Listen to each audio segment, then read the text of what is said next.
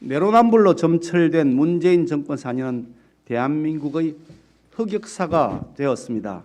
지금이라도 탈정파적 소통, 통합, 협치로 위기 극복에 나서주시길 바랍니다. 사람이 먼저라면서 공정, 정의, 평등을 내세웠던 문재인 정권의 지난 4년은 한마디로 아마추어 선무당 정권의 진수를 제대로 보여준 시간이었다고 해도 과언이 아닐 것입니다.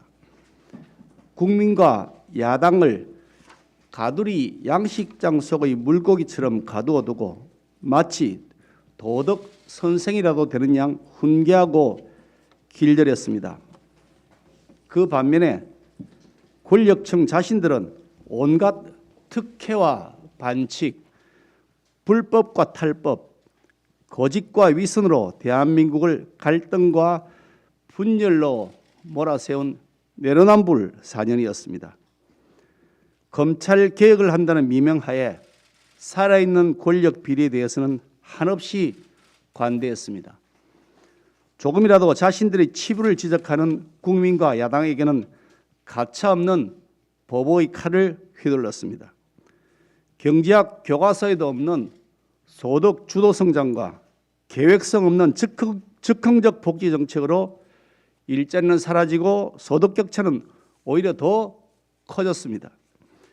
야당의 반대를 무시한 채 밀어붙였던 탈원전 정책과 부동산 3법은 우리의 경쟁력 있는 산업 생태계를 고사시켰고 집값과 전월세값 폭등으로 서민들의 내 집 마련 꿈을 짓밟았습니다. 코로나 백신 수급 과정에서 보여준 정부의 허술함은 우리 국민을 생명에 대한 위협에 노출시켰고 가짜 평화쇼로 북한 눈치만 살피는 동안 북한이 비핵화는커녕 핵 무장만 강화하도록 도와주었습니다. 미중 갈등 속에서 소신 없는 외줄타기로 국제사회에서 외교 고립을 자초하는 무능도 드러내었습니다. 그야말로 대한민국 정부가 수립된 이후 가장 치욕스러운 흑역사가 아닐 수 없습니다. 이제 남은 시간은 1년뿐입니다.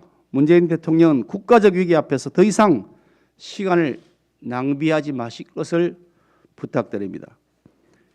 이 위기를 슬기롭게 헤쳐나가려면 남은 임기 1년 동안 무엇보다 국민과 정부, 여야 정치권이 한마음으로 똘똘 뭉칠 수 있도록 탈정파적인 소통과 통합, 협치를 위한 대타협의 리더십을 보여줘야 할 것입니다. 우리 국민의힘은 부동산 문제를 함께 해결하기 위한 여야정 민생협의체 구성을 제안하고 백신의 원활한 수급을 위한 국회 백신 사절단 구성을 제안했지만 일주일이 넘도록 묵묵부답입니다.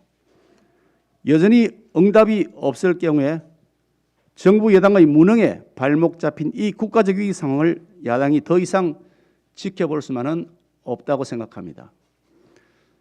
한시가 급한 백신의 원활한 공급을 위해 국회 차원에서 여야가 함께 미국의 백신 사절단을 파견할 것을 요구한 바 있습니다만 아직까지 답변이 없는 정부 여당은 오늘까지 이 답변해 주실 것을 다시 한번 요구합니다.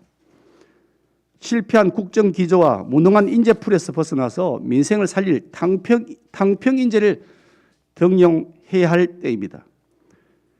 위기의 시간을 기회와 희망의 시간으로 만들기 위해서 우리 국민의힘은 언제든지 협조할 준비가 되어 있다는 사실을 다시 한번 천명합니다.